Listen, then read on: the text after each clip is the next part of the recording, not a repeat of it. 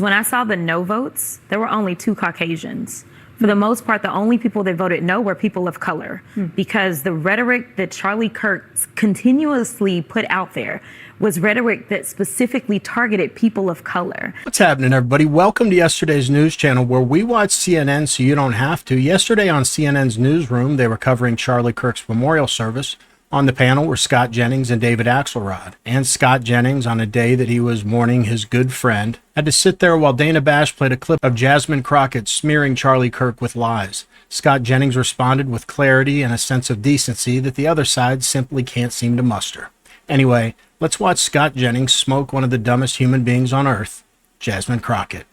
Let's go. House overwhelmingly passed a resolution on Friday to honor the life and legacy of Charlie Kirk after that assassination last week. The measure passed by 310 to 58. Democrats were heavily split on the issue. The resolution condemns his death and political violence and hails the conservative activist as a courageous American patriot.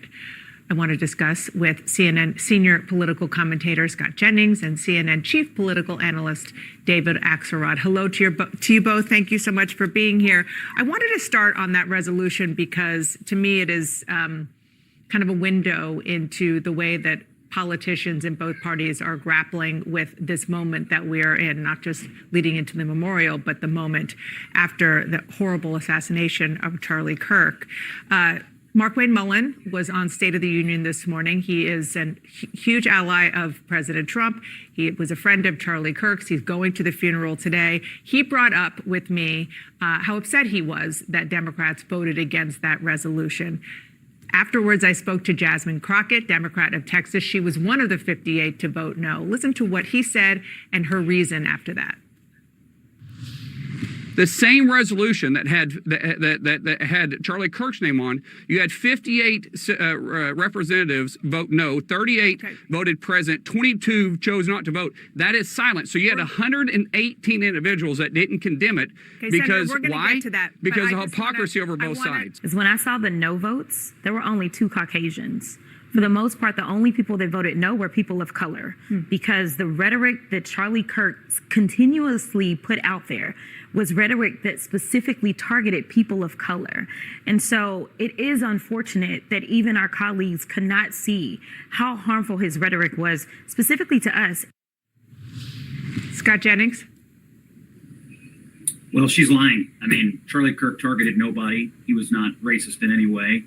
I've listened to hours and hours and hours and hours of Charlie Kirk debates and talks, and have been with Charlie Kirk and did events with Charlie Kirk and knew Charlie Kirk. There wasn't a racist bone in his body. To say that he was continuously targeting people of color is nothing but a malicious smear on the very day that people are remembering Charlie and he's going to be laid to rest. And so I think we need to combine the no votes on the resolution, and then you look at the leading Democratic voices like Ilhan Omar and Jasmine Crockett, who've gone out to smear Charlie before he's even had his funeral.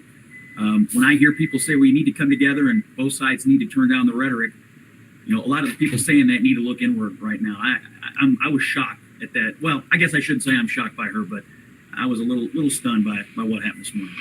David? Yeah, well, look, first of all, let's just say a couple of things. One is Charlie Kirk's assassination was a tragedy for his family. It was a tragedy for his friends and supporters, many of whom are pouring into Phoenix right now, Glendale right now. And it was a tragedy for the country because it was an assault on free speech and the ability to express oneself in the public square that is so fundamental to our country, and that's what Charlie Kirk was. Yeah, Markwayne Mullin was right to be disgusted. This was the easiest vote Congress will ever face. Honor Charlie Kirk and condemn the violence that took his life. 58 Democrats couldn't even manage that. And then Jasmine Crockett opens her mouth and proves exactly why people are fed up with Washington. She claims Kirk's rhetoric targeted people of color. Targeted them for what? What are you talking about? If you're going to smear a man the day they're putting his box in the ground, at least come up with one example. One. But you know how I know beyond a shadow of a doubt that she can't provide an example? I remember seeing her interviewed on The Breakfast Club, and Charlie Kirk's name up, and she said something about, I don't watch this stuff. So not only did he not engage in this broad variety of rhetoric she's talking about, I guarantee she's never seen anything of his unless it was a clip out of context to support her cognitive dissonance. I mean, think about it. This was her chance to prove that, hey, we're not just all talk on this side. Here's why Charlie Kirk was some kind of monster. And the best she could do was toss out a vague race card with no substance. It's pathetic and it's divisive, but it's also so lazy. What is her purpose? What does she do in Congress or in general in the world? She's a joke. Instead of just explaining her indefensible vote, Crockett has to bring race into it because it's the only card she knows how to play. Back to it. And Scott, we saw some of what's already going on as everything gets underway for the memorial service. We heard Josh Campbell talking to people there. The feeling is, of course, sadness, but it is, I mean, you can even see right there, it is kind of, as Arlette said, like a mega church. There is a lot of spirituality happening in that giant stadium. And that is an open question, what happens when the politicians start speaking, despite the fact that they were genuinely very close friends with Charlie Kirk.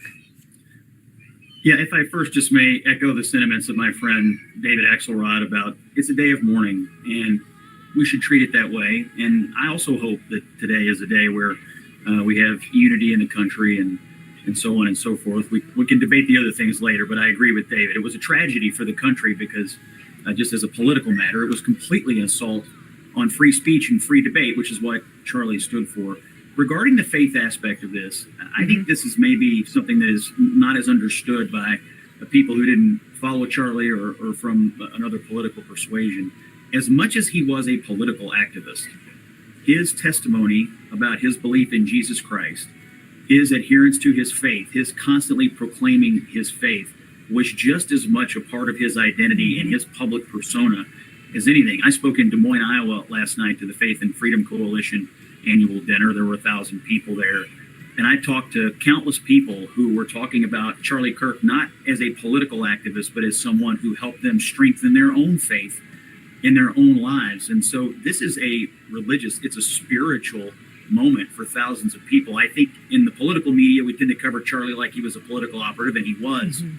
But for millions of Americans, he was as much of a spiritual leader as he was anything. I saw Charlie Kirk talk a lot over the years. I have never once heard him say anything that could even be remotely construed as racist by a rational person. His message was consistent. He'd echo it over and over so he could get through to people with thick skulls like me. Build a family, pursue faith, leave a legacy, and live with purpose. That's it.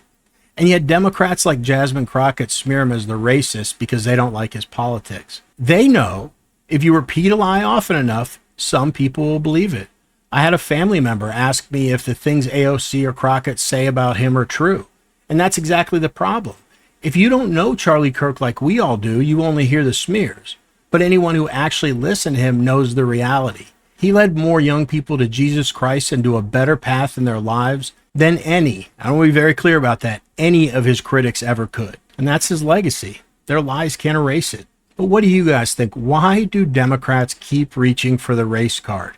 Even in a moment like this, do you think they are this disconnected from their voters that they just don't realize we're not falling for the race card anymore? I guess let me know what you think on that. I think it's going by the wayside. I think people will always use it, but I think people are getting numb to it. Let me know in the comments. Anyway, that's it for this video. No announcements today. Just want to say thank you all so much again for all the recent support. I think we're on the precipice of a massive turning point for the channel, and I think the performance over the next couple of weeks will determine whether the algorithm continues to push us wider or throttles us back. So please just keep doing anything you can to support the channel. Every time you do, and I try to tell you all in the comments, I really appreciate every little thing and don't take it for granted. Otherwise, put God first, and I'll see you guys.